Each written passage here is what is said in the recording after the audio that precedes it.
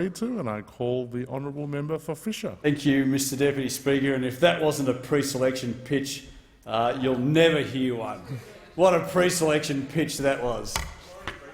Well, there you go. You're just you're trying out for the next term if you get that far. So there you go.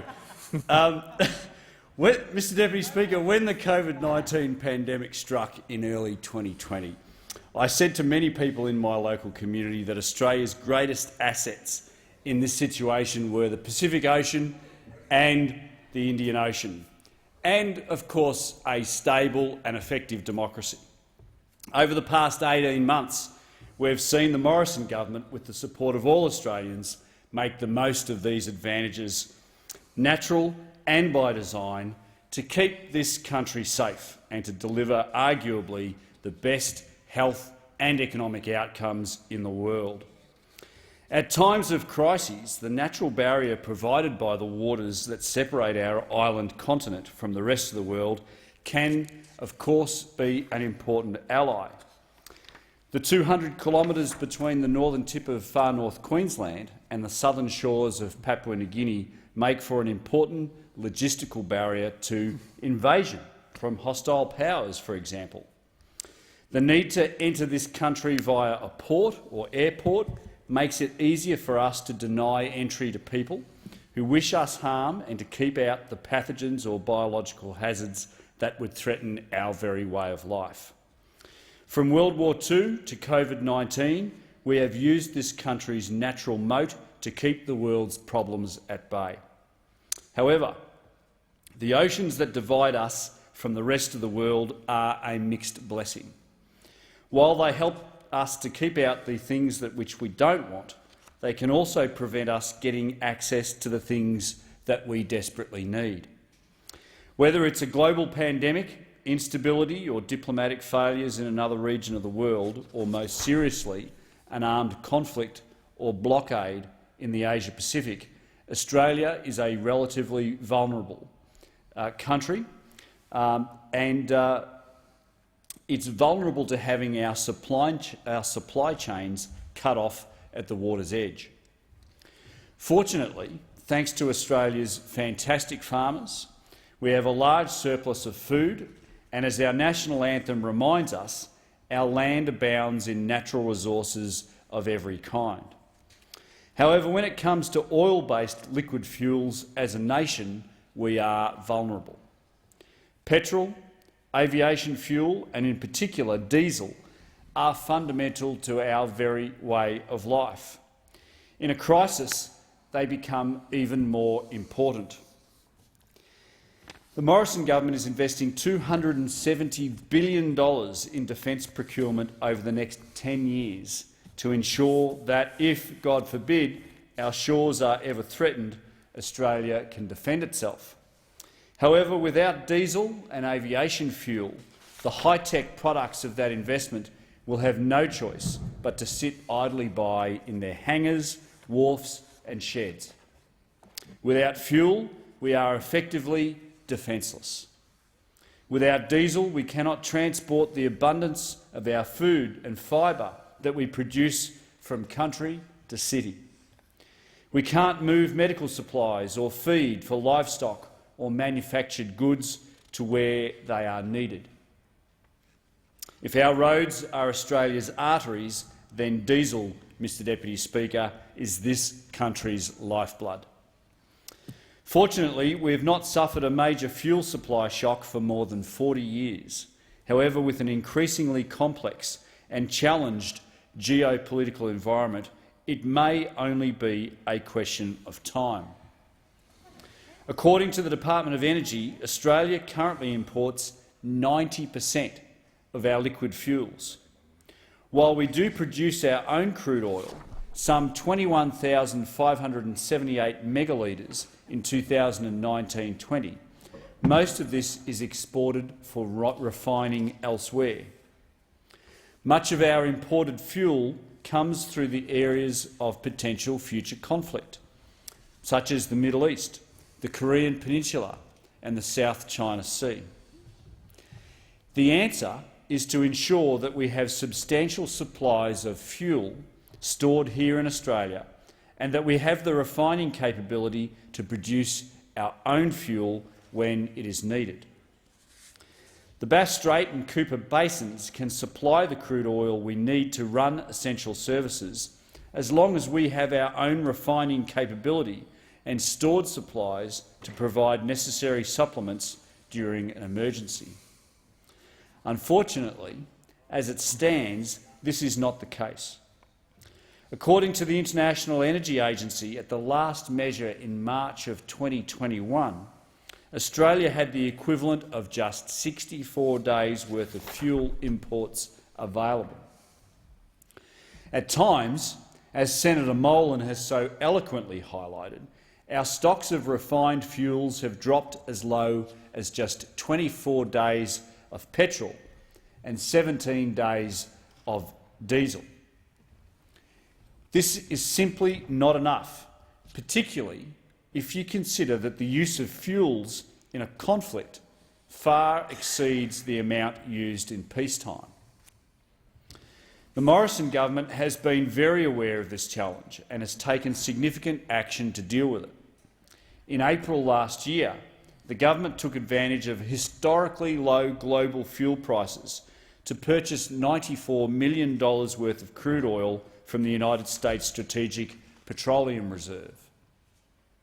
By June 2020, Australia held 30 days of petrol consumption cover, the highest level since electronic record keeping began in 1989. Just 30 days. Jet fuel increased to 29 days of consumption cover, and diesel stocks remained stable at just 20 days of consumption cover. Though these levels were higher than historically, we cannot pretend that such levels of supply are adequate. In January this year, the Morrison government went further, announcing an investment of $200 million in the Boosting Australia's Diesel Storage Program, which will deliver an additional 780 megalitres of onshore diesel storage capacity. These grants of up to $33.3 million will ensure that we have the additional physical storage that we need over the next 3 years to significantly boost our supplies of diesel. However, we don't just need the fuel tanks, we need them filled. The bill before the House today will ensure that our extra capacity is kept brimming with fuel. The bill introduces a minimum stock holding obligation on businesses which import or refine oil products in this country. The bill lays out that if you want to operate in this sector in Australia, then you must do your bit to ensure that we have the fuel stores that we need. The government will set a national daily consumption target for gasoline and kerosene based on the average daily consumption from 2018 and 2019, that is, before the COVID pandemic struck. The government will set a diesel target some 40% higher than these average levels to reflect how critical diesel would be in a crisis.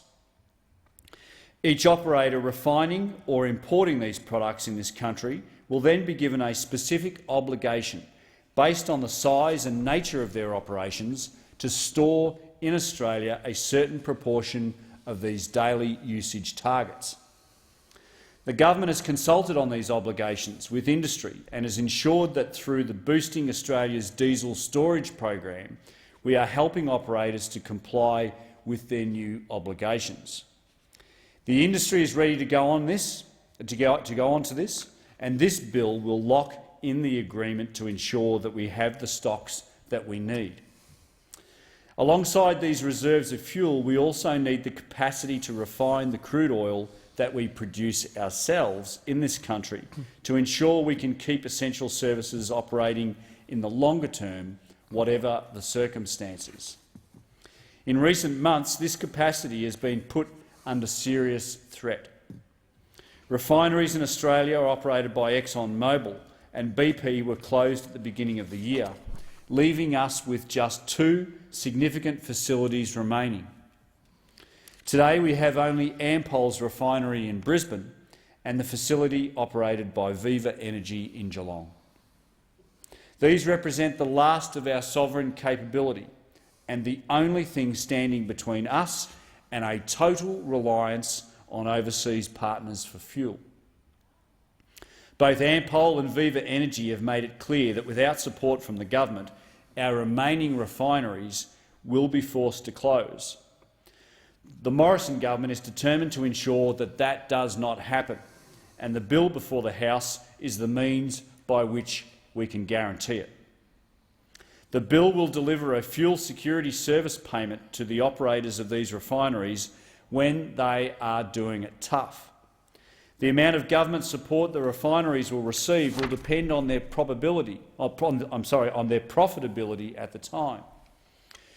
When they are making a margin of at least $10.20 per barrel, our refineries will receive no service payment from the government. When margins fall below $7.30 per barrel and refineries are making a loss, they will receive 1.8 cents per litre. When times are good, the taxpayer will be protected from providing unnecessary subsidies, but when times are tough for the refineries, this vital industry will receive the support that it needs. The government has secured agreement from the operators of our domestic refineries that the passage of this bill and its fuel security service payment will guarantee that their facilities remain open until at least 2027, with an option to extend the arrangement to 2030.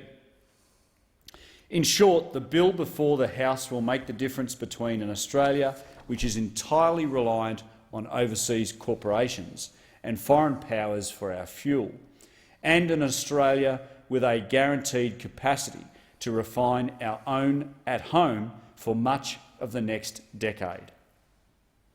Mr Deputy Speaker, the choice is a stark and obvious one. No one wants to see a significant disruption to international trade. Certainly, no one wants to see conflict in our region. However, as the Romans have said in years gone by, if you want peace, you must prepare for war. Australia must never be vulnerable to a naval blockade or worse. We must have the ability to refine our own fuels, and we must have the stores we need to cover any shortfalls. This bill is a central part of the government's strategy and another step in the right direction to deliver fuel security in this country, and I commend it to the House.